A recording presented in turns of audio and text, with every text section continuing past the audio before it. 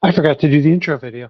Anyway, good morning, good evening, wherever you are. My name is Mark Borstein. I am the CTO of Tremo Security, and welcome to Kubernetes and Enterprise Guide.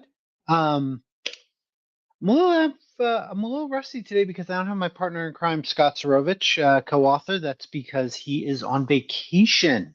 Can't believe they let that guy go on vacation. Um, but we decided we were going to go ahead and wrap up the Istio chapter. This week, we are going to be covering the way that services talk to each other. So this is the last of the Istio labs. We've done 3 episodes over 2 chapters, or I guess 2 chapters over 3 episodes.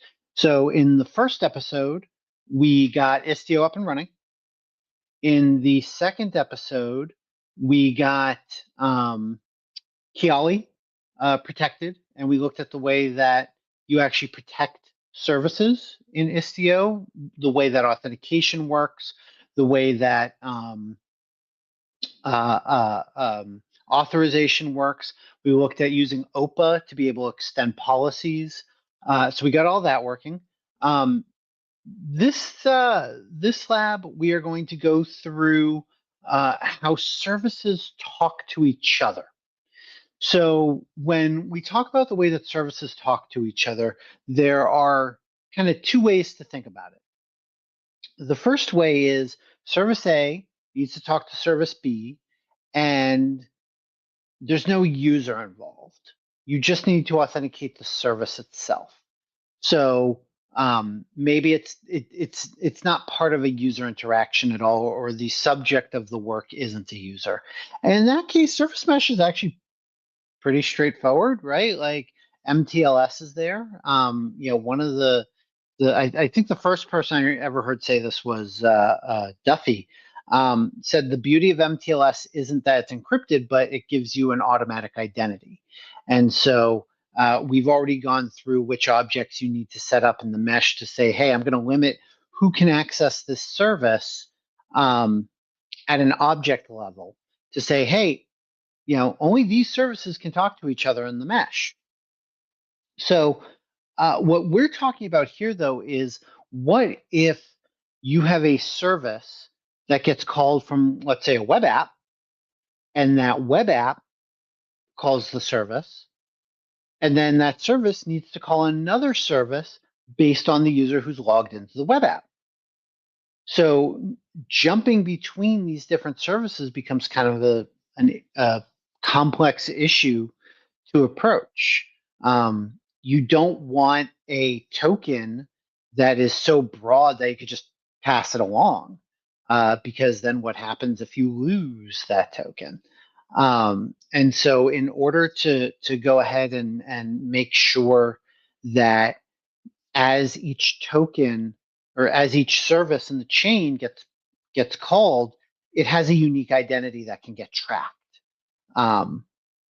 And so that process is known as OAuth 2 token exchange, where you're taking the identity of the user and saying, I'm going to, based on this identity and who I am as a service, ask that you create a token for this other client, right? And so that way the token can then be tracked.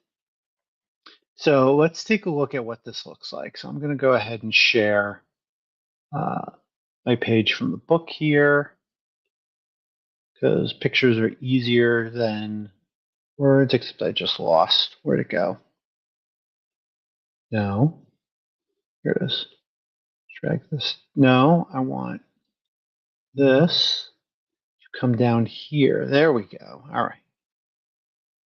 That's what I wanted. Okay. So here's what I'm talking about with the OAuth 2 token exchange, except I'm not actually sharing this yet. Here we go. So here's what I'm talking about with the OAuth 2 token exchange. So this is on page 550. So user logs in to a web application identity provider, gets their token. They call the service with the ID token. Now, you're technically supposed to use an access token. There are some subtle differences between access token and ID token. But the important thing here is that the ID token represents you as a user. So that's why we focus on the ID token here. So service X needs to talk to service Y. So service X knows who I am. Service X knows I'm Mark. Service Y doesn't know who I am. So what service X does says, okay, identity provider, here's Mark. Please give me a token for service Y. And as proof that I should have this token, here's the user's original token, plus here's the user, here's something to identify me as the as the exchanger. So you can authenticate me that I do in fact have the ability to do this. And then the identity provider returns back a token that says, okay, here's a token that you can use for token Y or for service Y. And then service X calls service Y. So this builds a chain through through the actual process. So I'm going to go ahead and move this back off screen so I can follow the steps. So we are going to, let's see here. So for our example, we are going to build a check writing service. So we're going to have one service for writing the check. Let me double check here. So let me see here. So templates, looking for services, chapter 17, write checks. So we've got a write checks. Here we go. So we got a couple of web services here. We have a write checks service that will go ahead and call our header service to kind of show what we're doing here. So we also have a check funds. And where is the actual check funds service? Do I have that in here anywhere? It's deployment, write checks. Looking for check funds. Do we have a, see here, check funds. Nope. Don't know how to type. Check funds. Here we go. Okay, so we have a service here called check funds. So we have two services. Here we go. Check funds, pull funds. So the first thing we're going to do is check to see if the funds are there. Second thing we're going to do is pull the funds, right? So a multi-step process, but they involve doing work on behalf of the user. Now, we could just say, well, why don't we just do check funds and pass in the user ID? Because then we don't have anything to tie it back to the original authentication, right? So what stops anybody on that service from calling the check funds or the pull funds with just knowing a user ID, right? So you're losing that layer of security. Whereas if you tie in either impersonation or delegation into the authentication process for your service, you can now tie that all the way back. And so that's the major benefit. So let's start going through the lab, and there's going to be a lot going on with this lab. So we're going to want to really take our time. That's why we broke it out into its own show. All right, so we've talked about what token exchange does. First, we need to deploy this here. So I'm on page 552 under deploying and running the check writing service. So where am I? PWD. Okay, so I'm in the third edition. So let's go to chapter 17.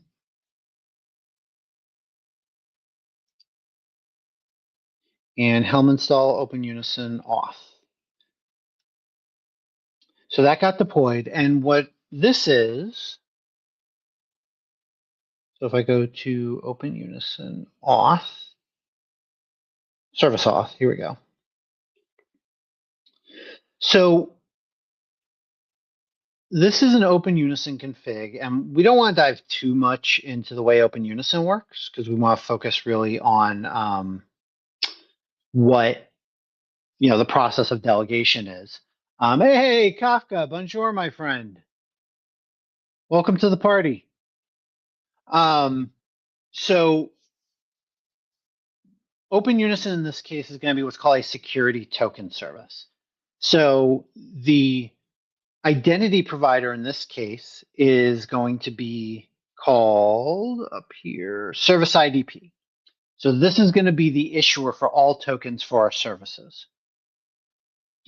We're going to get a token and then from our users clients. That's where we're going to get our initial identity from. Then we have this impersonation client. Excuse me. And so this is what orchestrates everything. This is what tells us which clients, which services we can get impersonated or delegated tokens for. We're going to talk about the difference between impersonated and delegated in a second. And so we're saying, hey, look, we're going to authenticate here. And we've got to figure out, and this is where where this process becomes really important to think through is you've got to authorize who's allowed to do a token exchange, but also from a service level, but also what people are allowed, right? Because users might not be allowed on the service, but services might be and vice versa. So you got to check both. So what the STS says is we're going to delegate access down to check funds. And so then we have another STS, or this is for impersonation, excuse me, for delegation. We'll talk about the differences as we get into it, but the same idea. Then we have a client called check fund. So this is the client that is associated directly with the service that we're protecting. So any identity provider that supports impersonation or delegation has these same constructs, whether you're talking about Keycloak, Dex supports it, they all get implemented a little bit differently, but you gotta have something to make sure that the service is both authenticated and authorized as well as the person that is being delegated or impersonated. And then something that's important to also point out is we have the authentication chain on the STS here as authenticate. So what we're saying here is that in order to delegate a token for another user, you need to authenticate the service that's doing the delegation. So in this case, we're using Kubernetes. Every Kubernetes pod gets a unique identity. We're going to validate that identity. We could also say, because it is a service mesh, if this service was not available to the outside world, validate off of the MTLS connection as an example. So there are different ways you could approach this. We're kind of doing this more as a publicly accessible API. So we're kind of making Istio a little of an API gateway at the moment, which isn't what it is, but we're showing that approach. So we've deployed our identity provider. So the next thing we need to do is deploy our write checks app. So I'm at the bottom of page 252. So we're going to go into write checks. And I'm going to run deploy write checks. So that deployed our service. Kube control get pods. All see here. So in write checks, kube control get pods and write checks. So, okay, so now we're up and running. So we've got the sidecar going and we've got our service running. So we've also deployed our, we've deployed our source, but we've also deployed our, all the stuff that makes it work in Istio, right? So if I come over here, Oh, good. I'm already logged in. So this should be easy. So I'm going to drag this down here. So, oops, dismiss that. So this is my cluster. I'm going to go ahead and log in. Not now, go away. And let's go over to Kiali. And let's go to write checks. And come over to the graph. Namespace. Write checks. So let's display idle nodes. So the mesh sees um, our service, right? So let's see what happens when we actually call our service. And so let's go ahead and call service. So this actually does a lot of stuff, and we'll walk through it. So clear call service. So that ran, and let's see, this, see what happens if I do like watch, so that it's running constantly. Does this generate, let's see, display. Oh, here we go. So you can see that it's starting to traffic animation. Right, so there's some stuff going on here. Now, let's take a look at what call service actually did, because there's a lot here. So I'm actually going to pull this up and drop it into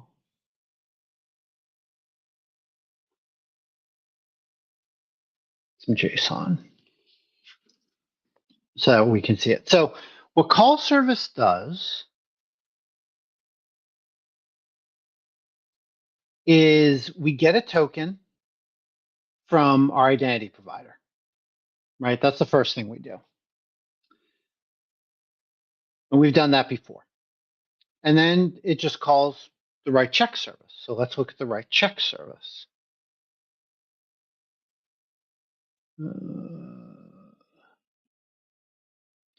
So if we come to write checks,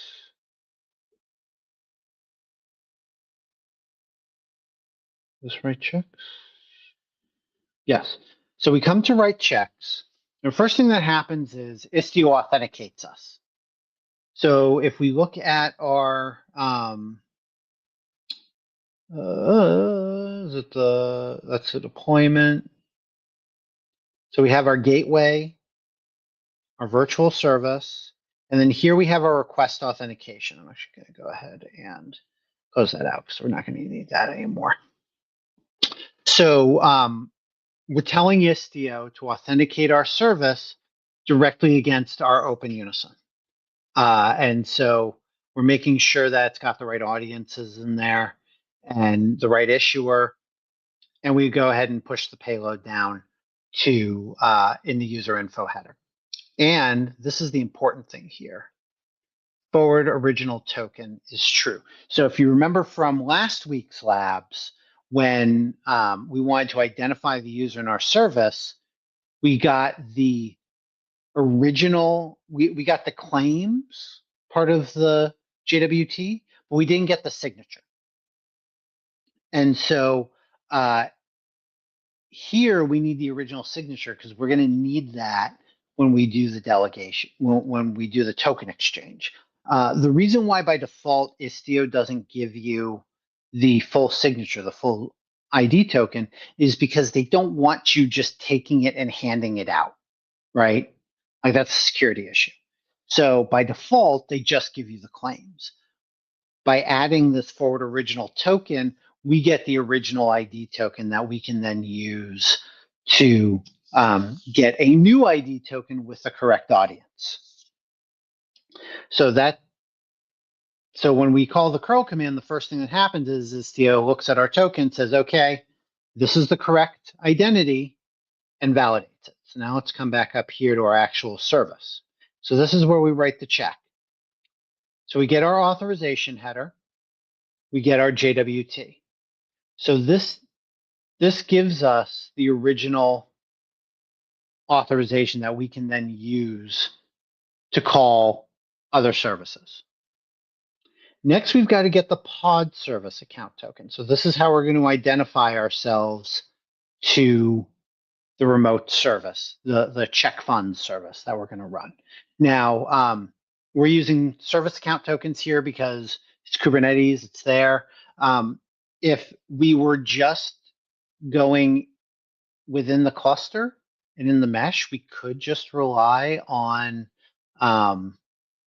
MTLS, but because we aren't necessarily going just within the mesh, we do need some way to identify the workload other than MTLS, because if you think about it, we're going to be calling the open unison identity provider.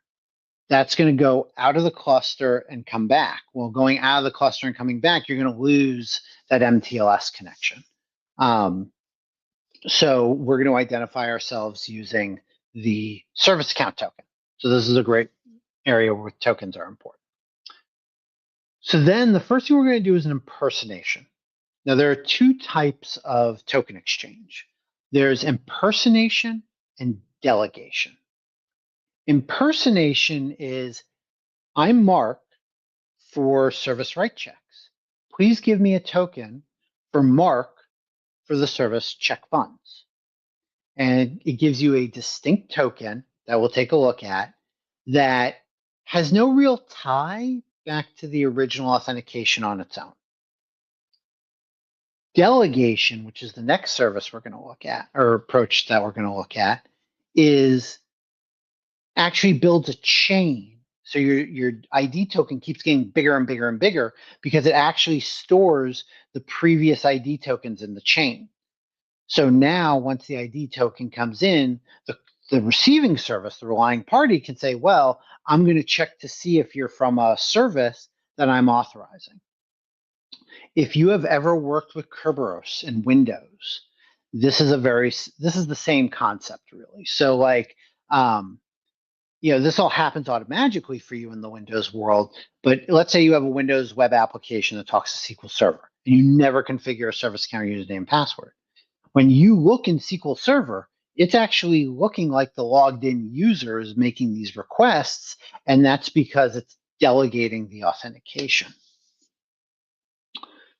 So in order to make our impersonation request, we need to post some data to the identity provider. We need the grant type. We're going to do a token exchange. We need the audience. So this is the service that we are going to go ahead and request access or request for request services from. The original subject issuer. So you have to have the original token, the original subject, before you call the exchange. So I can't sit here and say, hey, I'm this service, please give me a delegated or impersonated token for Mark.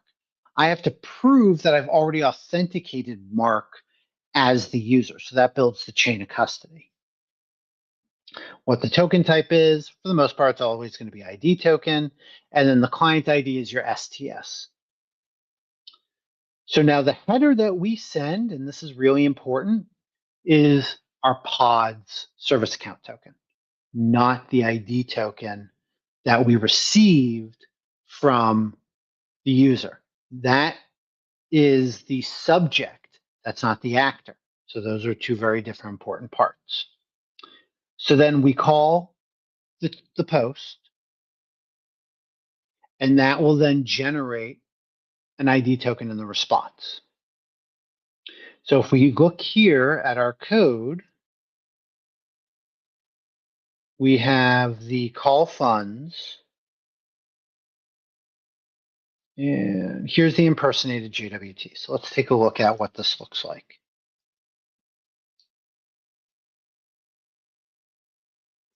Go to jwt.io. And of course, whenever you are working with tokens, they are bearer tokens. Be very, very careful. Oops. Make this bigger so it's easier to see. Very careful as to what you put in these types of services, right? So here's the impersonated token, and it's just a token, right? There's nothing here that tells you that it was impersonated. The only thing that is a little bit different about this token than what you might find in a typical token is this AMR claim. And what AMR is authentication method. How did the user authenticate? Because in theory, you might say, well, I'm only going to authenticate if the user is, or I'm only going to accept if the user authenticated with MFA versus the username and password. Now, in the year of our Lord, 2025, I hope everything is MFA, but that's a whole other conversation. But otherwise, this is a generic token. There's nothing special here about this token.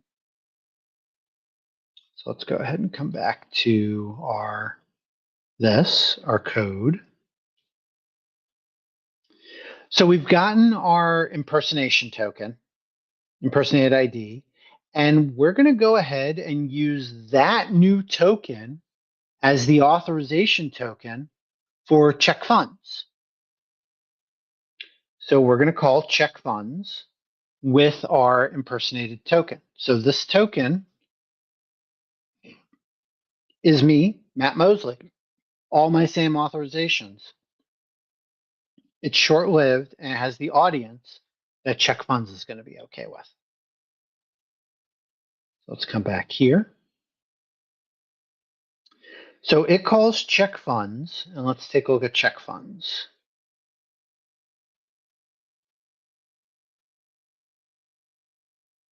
And check funds isn't really doing a whole heck of a lot, right? It's just logging it. Like, we don't really need to go too crazy as to what's going on. The important part here is that we've authenticated the user and we're doing some work, and Istio is doing the authentication. So now that we've done that, we're going to call, we've validated that the funds are good, so we're going to call pull funds. Now this one's a little bit different because here we're going to do delegation instead of impersonation. The difference between delegation and impersonation is with delegation, we're going to create a token that has a chain of tokens. And so that way we can track it the whole way. Same process. Like there's really not any difference between the way that we call delegation versus impersonation, right? Here's the impersonation. The big difference here is that we pass in subject token and subject token type, whereas with delegation, we pass that in. We also have an actor token. And so that actor token is the original ID token that we received to be able to make the call. So we go ahead and call that, and that gives us here our so let's take a look at the actor token. Let's start there.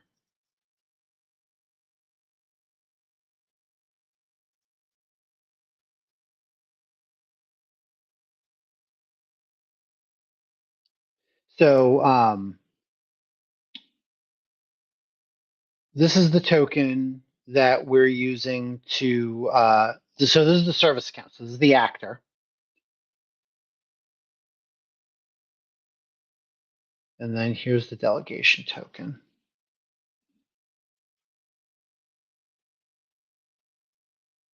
And then here's the delegation token. Now here's the important thing is that, see this ACT claim?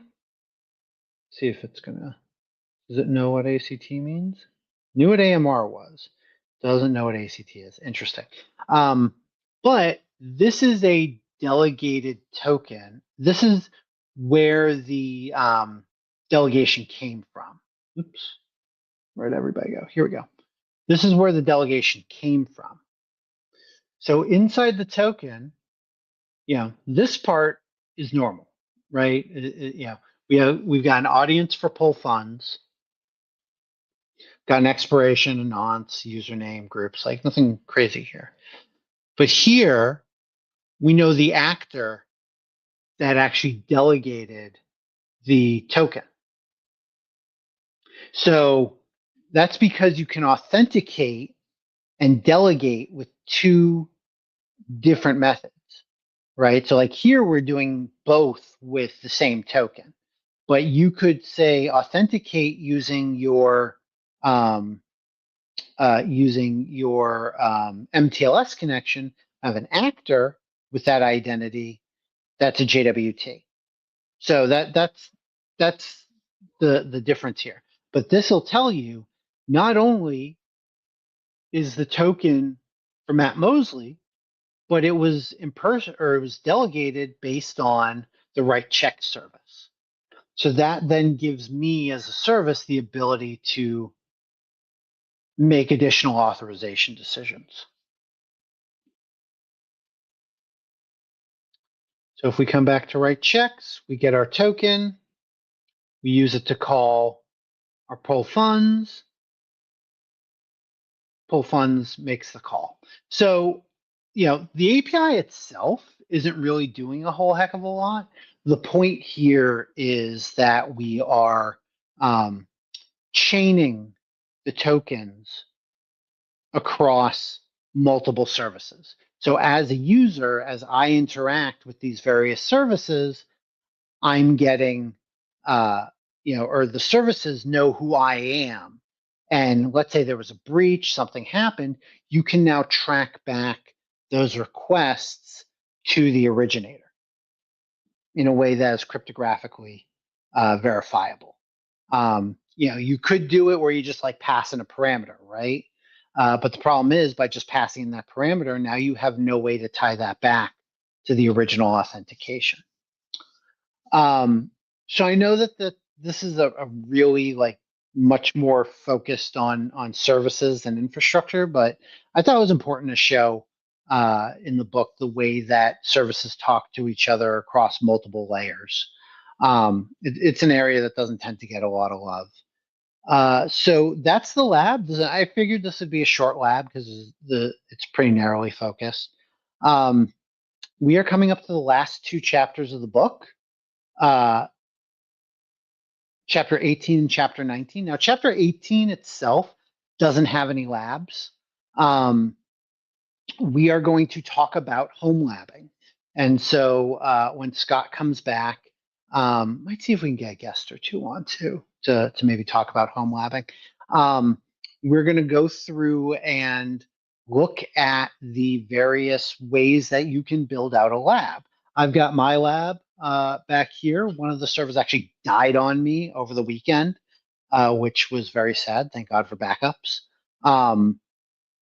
But lots of different ways to do this, and the reason why home labbing is going to become important is this last chapter. We're going to pull together a lot of the things that we've learned throughout the book to build a platform. It's going to be multi-cluster. Clusters are going to need a lot of horsepower to run. We're going to introduce a lot of new software. Even though it's only one chapter, we're probably going to break this out over to like 4 or 5 different chapters to make sure that we cover everything. So we're going out with a bang. Anyway, thank you everybody for sticking around. As always, if you're enjoying the book, please take a moment, give it a review on Amazon, and enjoy the rest of your day.